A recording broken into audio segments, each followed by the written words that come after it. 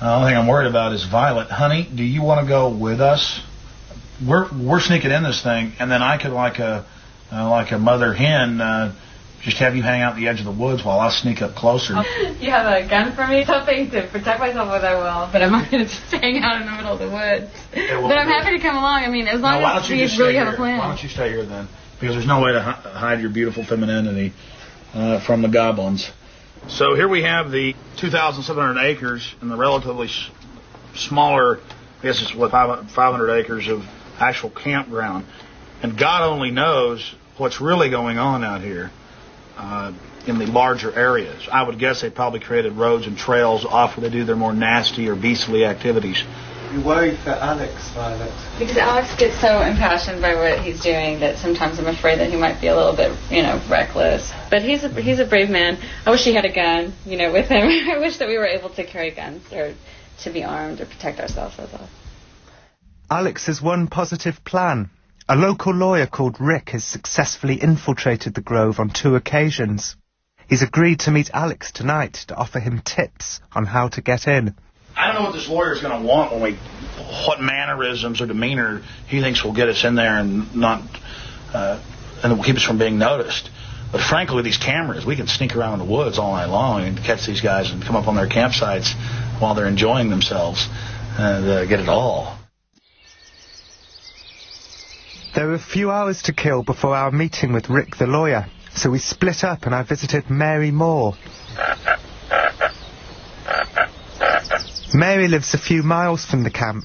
She protested Bohemian Grove every summer for 3 decades, holding up placards, yelling at the warmongers cruising past in their limousines. But now she's 65 and retired. Feast for the eyes in here. This is the office. No, the place. This is the 60s room. This is where all the 60s, who killed JFK and... Is it dangerous to try and get into the Bohemian Grove? Well, if you get caught. I mean, in terms of your life, no, I don't think so. But if you get caught, you probably get arrested. I think they just quietly make them go away. There's some people out there who say that they quietly make them go away in a more sinister manner. Oh, well, there's a lot of stuff, especially like a lot of right-wing stuff and all that. Oh, we've had, they're killing children up there and sacrificing them on the altar. We've heard that one a lot. I guess you have too. And, I don't know. Maybe they are. But if that was happening, I think we would know that here locally. I think it's bad enough to just stick with what they're doing to the globe and the earth and to the people on it. Mary told me some strange things about the Grove. The reports of a great deal of alfresco urination against the redwood trees, even though the campsite is equipped with many toilets. Then there are the lakeside talks, the unofficial power meetings that occur in an open-air theatre. This is where the ruling class bonding happens. That's how they network.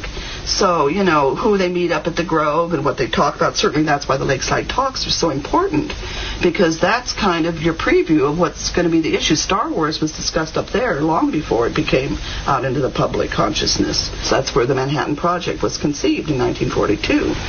So it's sort of the germination of a lot of this. And it's without public scrutiny. It's basically the way they do a lot of things, cocktail parties, going away into the back rooms. It's just kind of the ultimate back room, It's the secret room. Yeah. Is it true that the Manhattan Project, which gave birth to the first US atomic bomb, was nurtured at the Grove? Is it true that the future of the world is discussed there by men like Henry Kissinger, who can change the course of history, men who actively thrive on secrecy, hence the mystique that has grown around any secret society Kissinger belongs to, especially if it undertakes berobed ceremonies involving owl effigies? This is Rick the lawyer, who's agreed to tell Alex what he knows about Bohemian Grove. Rick is not a conspiracy theorist. He infiltrated the place simply because he was curious. He'd heard so much local gossip about the Grove. It was my idea to introduce Alex to Rick. It was Mary who told me about him. Tomorrow, what time do they have the cremation of care or the owl ceremony? That's typically right at dusk. It'll start when it's still sort of light out, and by the time it's over, it's dark. Have you ever witnessed that? Mm-hmm. Yeah. And what do? Just There's a real large, it looks like probably a redwood tree that was cut off, and then they built things on top of that get, that the fire goes up and they do all these things, and then there's sort of I suppose a druid type of ceremonial altar out in front of it that they do things at. Druid ceremonial altar. Well, it has that look about it. Very old, very pagan. So basically you would come in, I want to get this absolutely concrete. Are you still thinking about going via the terrain? Well, now that, that's why I wanted to talk to him. If these are those big hills we're talking about, you're going to have cliffs and all types of stuff, and it would be... Coming in this way, you could kill yourself, especially if you go out that way. But, of course, if you came this way, you could just walk out that way. The surprising news from Rick is that the secret to successfully infiltrating Bohemian Grove is not via the mountains, nor navigating the nearby Russian River, but to just walk in, up the front drive, right past the security guards. I would just walk in here. There are going to be one or two guys sitting by the side of this road in a camp chair, looking bored and uninterested, and you're just going to say, just nod to them as you walk in. That's it. Now, what about clothes? How would you get in? I'd walk in wearing this shirt and a pair of khakis, and I just walk in from Monte Rio. But good because kind of, preppy clothes. Yeah, preppy. It's a preppy crowd. Jeans wouldn't fly. I'm trying to remember whether or not I've seen people wearing jeans. You're going to blend in better with khakis, casual cotton pants than you would with jeans. Don't have to wear a cap. Really, it's not necessary. But on the other hand, if you do wear one, nobody's going to pay any attention to it. What about me wearing flip-flops or something, or like sandals? Sandals would be fine. Flip-flops might not be a good idea. Yeah, sandals. Sandals, running shoes, loafers, All right. I would guess that what you don't do is you don't stand out. Certainly the crowd at the Grove is, even the ones who are in their 20s probably, and those are fairly rare. They don't dress young. So basically, you would come in. I want to get this absolutely concrete. This is just... Well, we'll go there. Yeah, let's take a drive then. This not-a-through road, which is Bohemian Avenue, is where you walk in. Even though Rick seemed to me a trustworthy advisor, Alex was still unsure. Rick's tips seemed so contrary to everything we'd heard about Bohemian Grove. How could Alex just walk in? That seemed incorrect. You think you can trust him? Mm-hmm. Well, yeah. We'll be the judge of that. I'm not going to end up tied down on a pentagram with Henry Kissinger's fat belly hanging over me while he's naked with a big dagger, am I? Governor Bush running around in a pink tutu, foaming at the mouth with a purple wig on, am I? No. Do you think that Alex's temperament is such that he'll be able to maintain the stealth needed to undertake his operation? Well, I think Alex is not only a great activist and a great broadcaster, but he's also a great actor. So as long as he's able to think of what he's doing as acting, like if he has to infiltrate as a, guy carrying a golf bag and be very... And you're definitely not dangerous. You're not going to do anything stupid this weekend. Well, dangerous to what? Dangerous to myself? Are these people dangerous? They certainly may be, but I'm completely non-violent when it comes to just going out there and trying to get the information. That's what I'm trying to do. You need to clear this up. He said, are you dangerous? The thing is, you're not dangerous. You're defending the freedom for our children and our grandchildren. You need to clear that up for the camera, because that was kind of, he's not dangerous. But it's a difference between being dangerous and protecting your freedom. I just wanted to make sure that you weren't going to actually push any of them in the river or throw them into the owl. No, I see most of these elitist individuals, these snobs, I see them as pathetic. And this is really a gross analogy, but I'll use it. When I see a whole bunch of dog turds being laid all over the society, I don't run around stomping on them because I don't want to get it on my feet. I say to the general public, let's clean these up, and let's tell these people they can't do this anymore, that they can't shit on us. That's really what I'm saying. You can't shit on us anymore. I just want them to stop shitting on us. It's the next morning.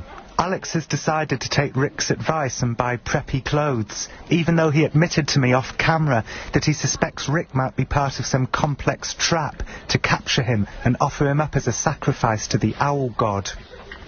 I'd spent so long with Alex that all the paranoia was rubbing off on me, and those same crazy thoughts were beginning to cross my mind about Rick. I think this is perfect. Eddie Bauer's perfect. I can't help thinking that Alex has become suspicious of me for introducing him to Rick. Might I also be part of some elaborate plot? Kind of thing, right? Yeah. Seriously, guys, which preppy shirt you think I ought to wear? I mean, these are some of the shirts I brought. Like that one? Like that one. Or that. No, I want to get their opinions. Step over, Mike, for a second. Thank you. So there's like this hat, which is one I'll probably end up wearing. Looks so handsome. And then there's this hat. Let me try that one. No. Let me see that one. Yeah, right. Oh, you're thinking this is it, probably. This is the hat. No. That's good. That's This is the the kind of stuff they wear. Tell her you've seen photos where they're wearing hats like this. Oh my God, from Tom Cruise. Are you nervous? Yeah, I am. Because if I was just jumping off a road and hiking in there secretly, I'd be a lot less nervous. But I'm going to try to just walk right past them. What changed your mind? Why do you no longer want to go over the hill? Well, when we talked to Rick yesterday, he made it sound so easy. Okay. You want me to show you how it works? Yeah. So basically, you just click it once. It's going to vibrate 3 times. Yeah. Feel it. Oh, if it does that, we're in trouble. It's feeding back. That's a giveaway, right? Obviously, you don't want it to do that, right? No. Hello. I'm here. That would be really bad. I'm here. Because that does stink if it does that.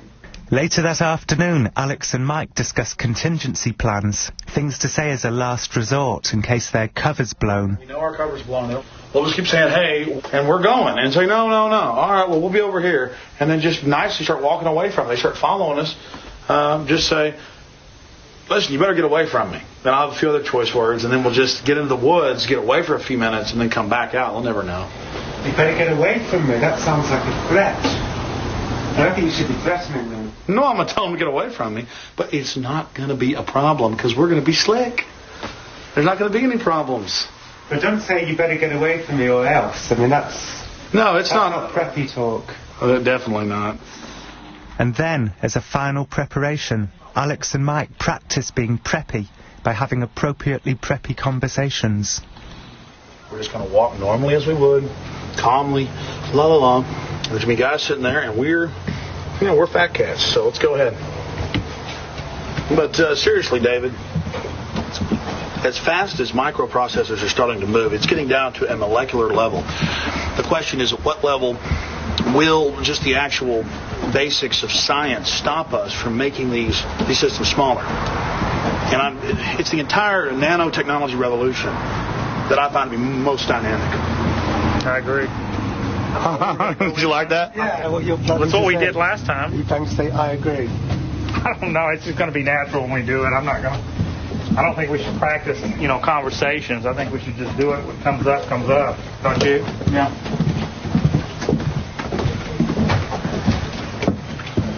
Here we go. Okay, go ahead. But I really want to know your opinion of nanotechnology. I mean, you've been studying it so closely. We've already got these transistors down to the size of molecules. The question is, when will the science, just the basic laws, stop our progress in the miniaturization process? Doctor. Are you sure you don't look too preppy?